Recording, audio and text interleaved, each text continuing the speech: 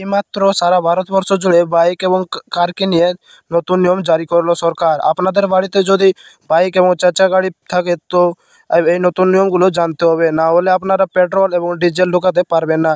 বন্ধুরা, তবে কি নির্দেশিকা জারি করা হয়েছে, যদি আপনাদের বাড়িতেও বাইক এবং চার চাকা গাড়ি থাকে তো অবশ্যই ভিডিওটা আপনারা প্রত্যেকেই প্রথম থেকে শেষ পর্যন্ত মনোযোগ সহকারে দেখবেন। বন্ধুরা, সরকারের তরফ থেকে কি নতুন নিয়ম জানানো হয়েছে আসুন আপনাদেরকে বলে দিই। বলছে গাড়ির ইন্স্যুরেন্স থাকলে আর মিলবে না পেট্রোল ডিজেল বা সিএনজি। আসছে নতুন নিয়ম বা নয়া নিয়ম। তাহলে গাড়ির ইন্স্যুরেন্স থাকলে আর মিলবে না পেট্রোল ডিজেল বা সিএনজি। আসছে নয়া নিয়ম। গাড়ি রয়েছে তাহলে নতুন নিয়ম না জানলে আর গাড়িতে পেট্রোল ডিজেল বা সিএনজি ভরতে পারবেন না। এমনকি গাড়ির ফাস্ট্যাগও রিচার্জ করতে পারবেন না। কিন্তু কেন আর বা যার যদি গাড়ি ব্যবহার করতে চান তাহলে বা কী করতে হবে, আজকে এই প্রতিবেদনে রইল সমস্ত প্রশ্নের উত্তর।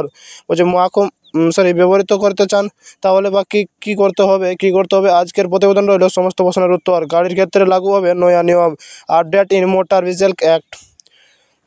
গাড়ির ক্ষেত্রে লাগু হতে চলেছে নতুন কিছু নিয়ম। এই নিয়ম না মানলে আপনারা ডিজেল পেট্রোল বা সিএনজি ভরাতে পারবেন না। মোটর ভেহিক্যাল আইন 1988 অনুযায়ী গাড়িতে ইন্স্যুরেন্স থাকা বাধ্যতামূলক। বাজারে 3 ধরনের ইন্স্যুরেন্স রয়েছে, যেগুলো হলো zero depreciation comprehensive third party insurance আইন এবং থার্ড পার্টি ইন্স্যুরেন্স অনুযায়ী ন্যূনতম থার্ড পার্টি বীমা থাকতেই হবে, যার ফলে কখনো অ্যাক্সিডেন্ট হলে আহত ব্যক্তির চিকিৎসার খরচ দেওয়া যায়। তার কি বলছে, থার্ড পার্টি অনুযায়ী নতুন থার্ড পার্টি বিমা থাকতেই হবে, যার ফলে কখনো অ্যাক্সিডেন্ট হলে আহত ব্যক্তির চিকিৎসার খরচ দেওয়া যায়। আর থার্ড পার্টি অনুযায়ী নতুন বিমা থাকতে পারে, যার ফলে কখনো অ্যাক্সিডেন্ট হলে আহত ব্যক্তির চিকিৎসার খরচ দেওয়া যায়। কিন্তু নিয়ম জারি থাকলেও তা মানছে না অর্ধেক লোকে, তাই এবার কড়া সিদ্ধান্ত নেওয়া হতে চলেছে। বলছে থার্ড পার্টি ইন্স্যুরেন্স থাকা সত্ত্বেও কেউ এই নিয়ম মানছে না, তাই নতুন একটি কড়া নিয়ম চালু করছে সরকার।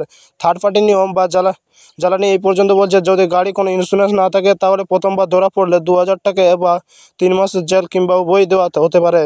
এরপর দ্বিতীয়বার ধরা পড়লে জরিমানা অঙ্কটা 4000 টাকা হয়ে যেতে পারে। তবে এবার 4000 টাকা হয়ে যেতে পারে। তবে এবার পার্লামেন্ট স্ট্যান্ডিং কমিটি সাম্প্রতিক প্রস্তাব এনেছেন থার্ড পার্টি ইন্স্যুরেন্স সম্পর্কে। সচেতন বলাতে সমস্ত গাড়িকে ইন্স্যুরেন্স আওতায় আনতে হবে। ফাস্ট্যাগ থেকে শুরু করে বাকি ডিজিটাল লাইসেন্স চেকিং একত্রীভূত করে দেওয়া হোক।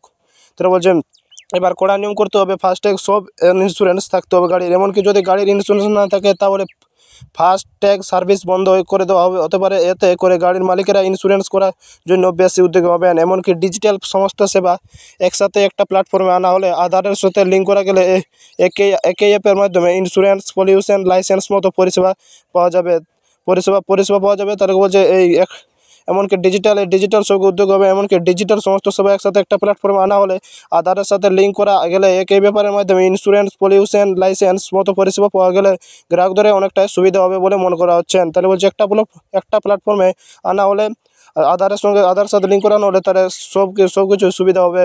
প্রসঙ্গত 2024 সালের ডিসেম্বর মাসে 6,642 কোটি টাকার ফাস্ট্যাগ লেনদেন হয়েছে। তাই এক্ষেত্রে যদি ফাস্ট্যাগের সাথে গাড়ির ইন্স্যুরেন্স চেকিং করা যায়, কাদের ইন্স্যুরেন্স নেই সেটা যেমন ধরা পড়ে যাবে, তেমনি এই তথ্য কোম্পানিগুলিকে নির্দিষ্ট এলাকায় ভর্তি করে দেবে যে কাদের গাড়ির ইন্স্যুরেন্স